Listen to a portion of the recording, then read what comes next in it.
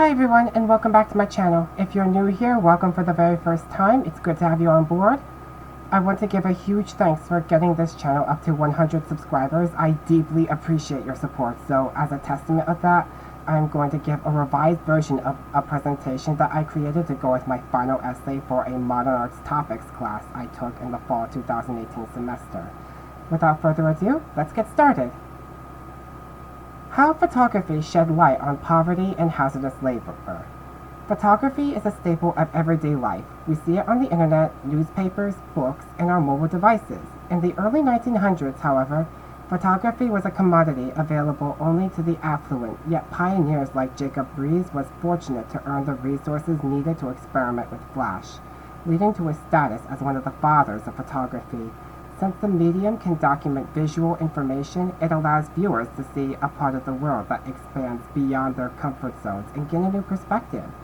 Back when immigrants first settled in urban cities across America in the hopes of a better life by seeking out employment, photography had played a vital role in not only transcribing but exposing the hardships they endured while living in poverty and hazardous working conditions that had ultimately endangered them. So the outline of my essay is the introduction, which includes its thesis statement. Number 2, historical context, that includes immigrants arriving from Europe in the southern United States to build a better life, the exploitation of child labor, the Triangle Shirtwaist Factory fire, and the 1918 influenza epidemic and poverty's contribution to the spread of the flu. 3, photographs taken by the following artists in that time period. I'll take you through a show and tell on that in a moment. Louis Hine, Jacob Riis, and an unknown photographer that took a picture of firefighters at the scene of the Triangle Shirtwaist Factory fire. Number 4, the textile industry in Willimantic, the home of Eastern Connecticut State University, my alumni matter. The conclusion, and lastly, the bibliography, aka the sources I used for my research. The methodologies involved are iconography, iconology, Marxist, psychological, and biographical. Creator is Jacob Riis. The title of this photograph is Shantytown. The date it was taken is 1986, and the subject is tenement houses, shacks, housing, slums. Again, Jacob Riis took this photograph. The title is Free Public Bath. The date is around circa 1895. So it was a bit before the 1900s, but still it was a public pool available for impoverished people that needed to get cleaned up. And the subject matter is bathhouses, swimming pools, bathing, and sanitation. So basically this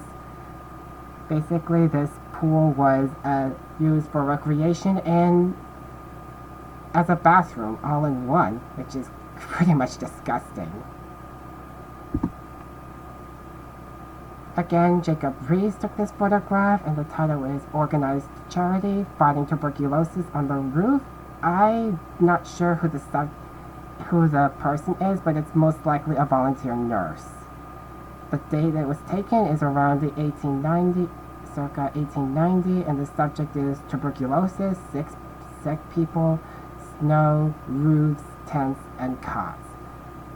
So because viruses are more resistant to cold weather, it could spread far more easily in comparison to warmer weather like the summer.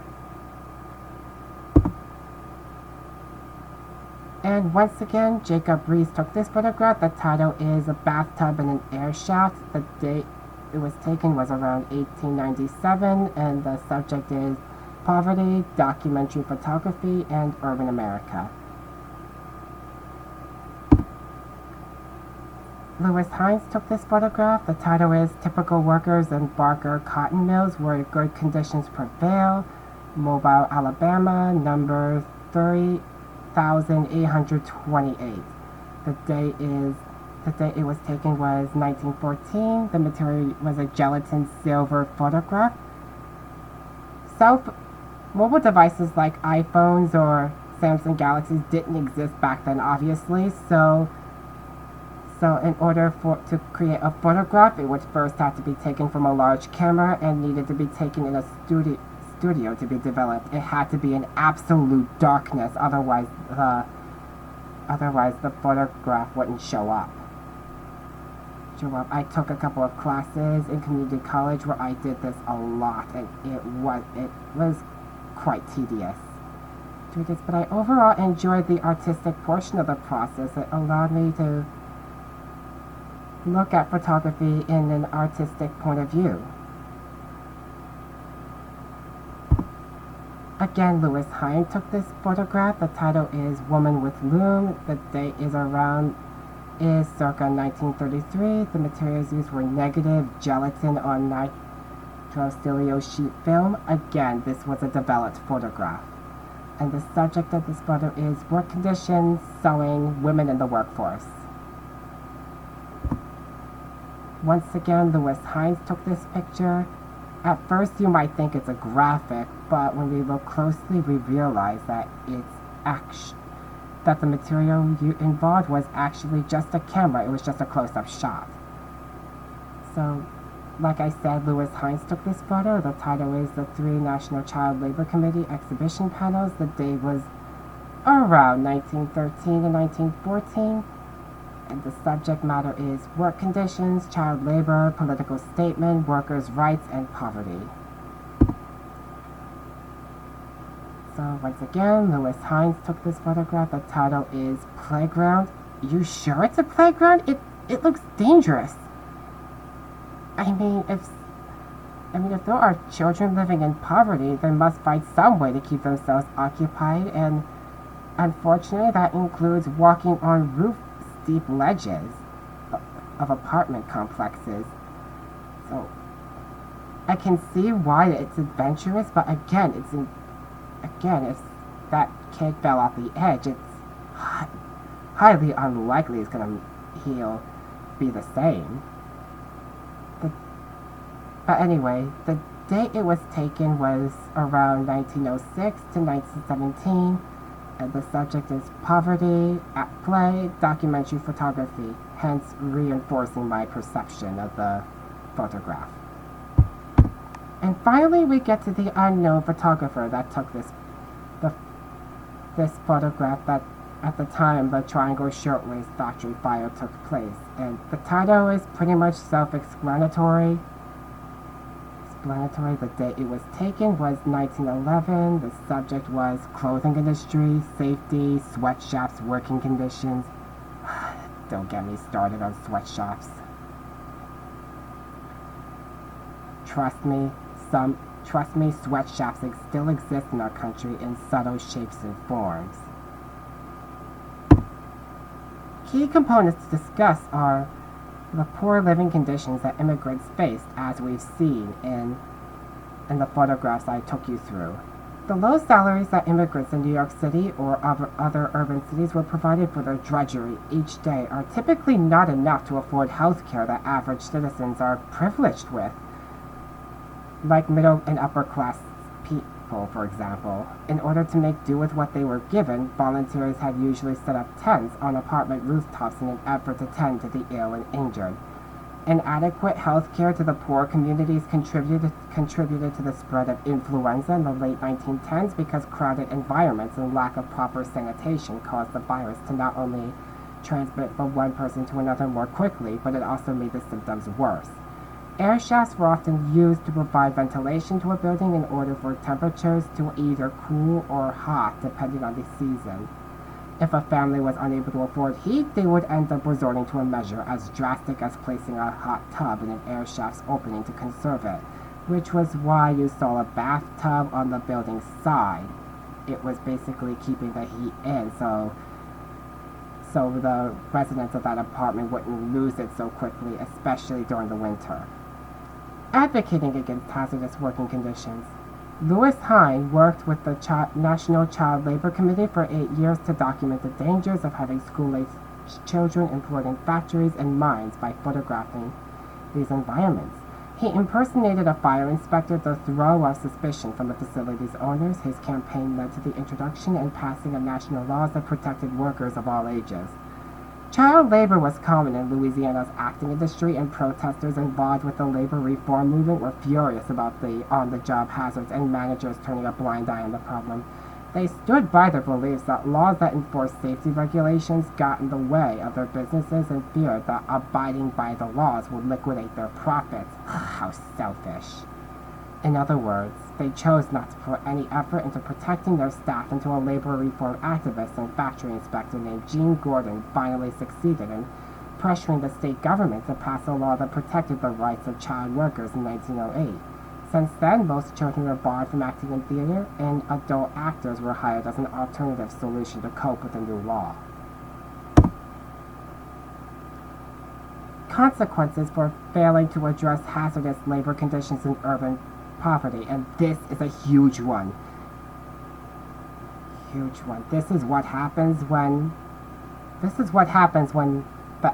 facility managers fail to abide by these expectations and regulations. It's not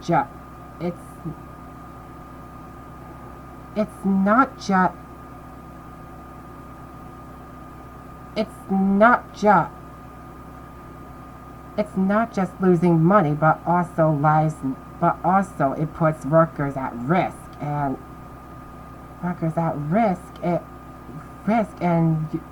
these people would face more severe consequences, as we're about to get to in just a moment. Sorry for my stuttering. Injuries on the job were common in factories and mines. If an employee suffered one, they would not be compensated for the damages. They were either demanded to continue working nevertheless, or lost their jobs on the spot. Most business managers cared more about their profits than the health and safety of their employees, because why not? Louisiana legislators and court officials that oversaw the trials of theater managers who consistently violated the 1908 child labor law that child performers might either be neglected, turn out to be delinquents later in life, or both. The legal challenges and dilemmas that managers faced to avoid getting fined ultimately led to the passing of the Louisiana Child Labor Law of 1912. The updated law permitted children to act in theatric productions, once again under the condition that remained supervised, hopefully heavily, because some supervisors are not quite good at their jobs, and sometimes they would go back to behaving the way they were before, but hopefully not much of that has happened since that law passed. Despite working themselves to the bone, employees received low wages and lived in makeshift shacks or low-class apartments in urban cities across the United States. Most of them did not receive an education like their affluent peers. Even if they managed to, chances were that they would be singled out by racially biased test scores that made them look stupid.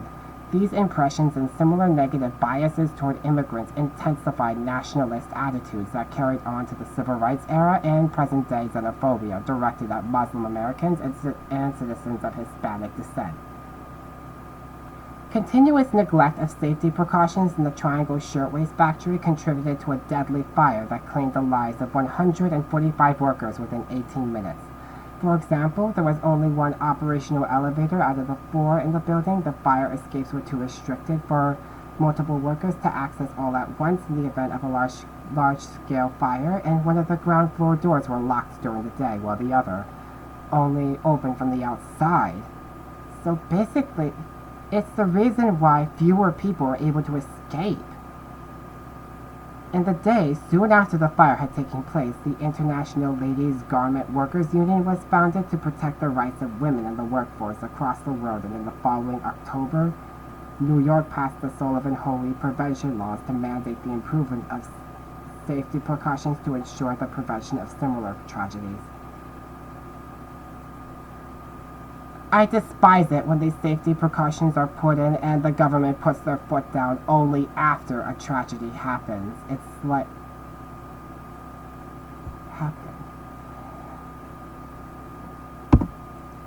And now we get to Willimantic's own history.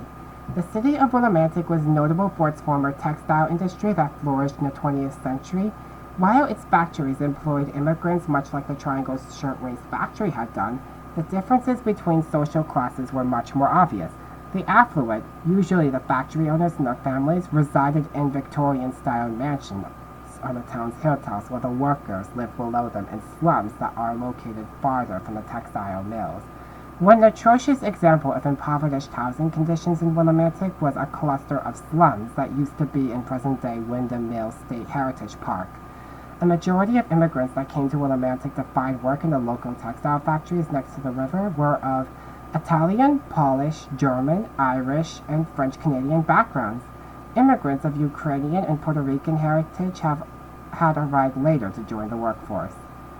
These migrations gradually transformed the city into a haven for factory workers of multicultural backgrounds that prospered despite the hardships they faced on the job. And even after the textile industry departed from Willimantic, it remains so to this day.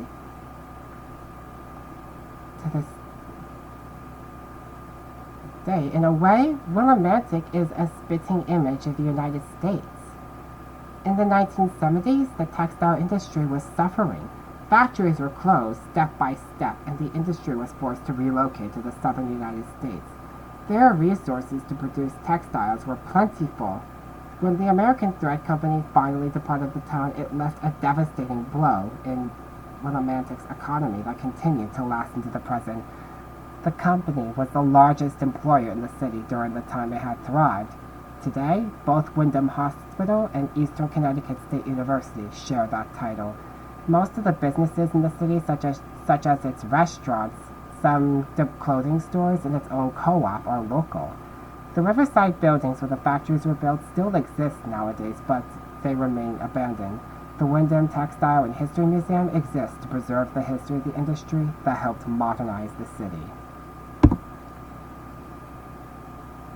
And in conclusion, if it was not for the invention of photography, paintings and sketches would still be extensively used to transcribe events that protest or shed light on political problems to the general public. These mediums can still be used to design thought-provoking images, but the problem is their accuracy of what they portray will continue to be questioned. A painting only portrays what its artist interprets through their eyes days or weeks after an event had taken place, while a photograph can cause a moment in time to freeze the second it is taken. Without photography, the documentation of current events will be so subjective that the ability to separate reality from fiction will be problematic. Again, thank you so much for the 100 subscribers. I really, truly appreciate it. If you enjoyed this video, please leave a like, comment, and subscribe to this channel. I hope you have a great Sunday. Have a great day.